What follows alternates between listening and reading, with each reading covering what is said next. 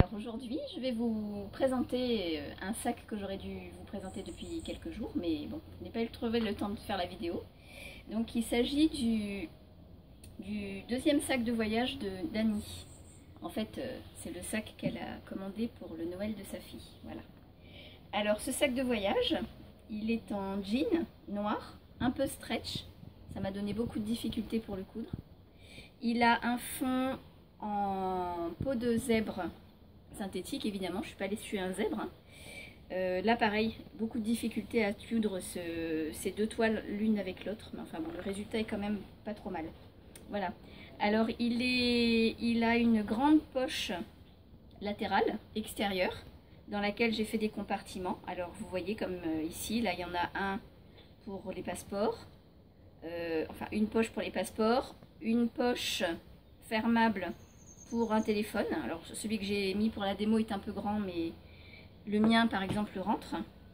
Voilà, j'espère que le téléphone qui sera destiné à cette pochette y rentrera.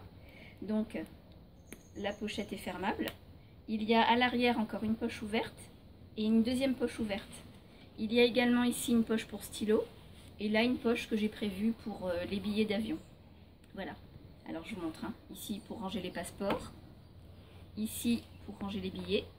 Là, toujours la petite poche que j'aime bien pour les stylos, parce qu'avoir un stylo sur soi, c'est toujours pratique, même à l'ère de l'informatique et des nouvelles technologies. Voilà. Alors ensuite, de l'autre côté du sac, il y a une deuxième série de poches latérales. Cette fois-ci, une grande poche pour y ranger un magazine, par exemple. Quand on prend l'avion, c'est quand même très pratique d'avoir un peu de lecture sur soi. Donc un magazine ou plusieurs qu'on peut mettre dans cette poche. Et puis ici, on peut y ranger un livre de poche. Voilà, ça c'est pour l'extérieur du sac. L'intérieur maintenant, il est doublé en toile écrue épaisse. Et il est assez logeable, hein, parce que vous voyez, j'ai quand même pu y mettre beaucoup de choses. Alors en fait, à l'intérieur, de ce côté-ci, il y a 1, 2, 3, 4 poches ouvertes. Alors une par exemple pour y ranger un étui à lunettes. Ici on pourrait par exemple ranger un porte-monnaie. Ici je ne sais pas trop, un agenda par exemple. On y range ce qu'on veut en fait. Et de ce côté-ci, à l'intérieur toujours, on a une grande poche, une très grande poche pour y ranger un iPad, une tablette ou bien un ordinateur. Voilà, donc. Et puis toujours le compartiment à bouteilles. Voilà. Qui est très pratique aussi. Alors comme je le dis tout le temps, le compartiment à bouteilles, dans l'avion on n'en a pas vraiment besoin, mais le sac de voyage en fait, il est fait pour être réutilisable sur son lieu de vacances. On s'en sert comme bagage à main en avion, et puis quand on arrive sur son lieu de vacances, eh ben, il sert de sac de shopping, de sac de plage. C'est très pratique. Alors à l'intérieur, parce que là je suis dans l'optique du voyage, j'ai fait aussi une petite poche, petite trousse zippée dans laquelle la fille d'Annie rangera ce qu'elle voudra. Et j'ai pu aussi ranger, alors moi j'aime bien mettre mes affaires dans des pochettes séparées de façon à mieux les retrouver. Cette pochette là, la grande, elle est faite pour contenir un gilet, des vêtements de rechange, une paire de chaussettes si j'ai froid en avion.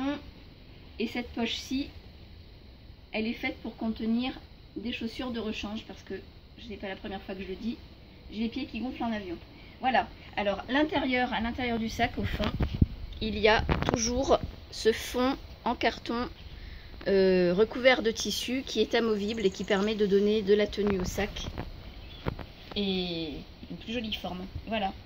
Le sac, j'ai oublié de préciser, il ferme à l'aide de deux boutons pression, de deux fermoirs magnétiques, pardon. Voilà. Et les anses sont dépareillées, c'est fait exprès, j'aime bien cet effet dépareillé. Une anse en peau de zèbre pour rappeler le fond extérieur et une anse jaune pour rappeler la cotonnade et le wax utilisé. Voilà. Et il se porte à l'épaule.